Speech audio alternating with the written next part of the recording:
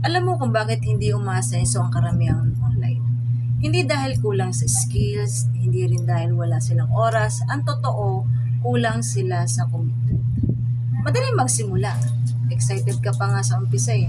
Bagong opportunity, bagong hope. Pero after 1 month, nawawala yung apoy. Pamilyar. Lahat tayo dumaan dyan. Pero ang tanong, paano ka mananatiling consistent? Ito ang 3 reasons bakit karamihan hindi nagtatagumpay online. At paano mo ito maiwasan?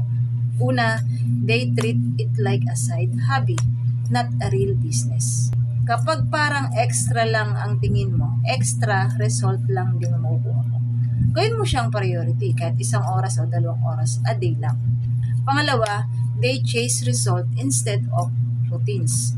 Gusto agad ng kita pero tamad sa consistency. Tandaan, success follows structures. Mag-set ka ng daily habits kahit simpleng 1 post a day.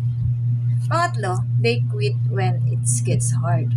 Ang success test ay hindi kung gaano ka kabilis magsimula, kundi kung gaano ka katatag kapag walang naniniwala. If you want long-term success, stop looking for fast result.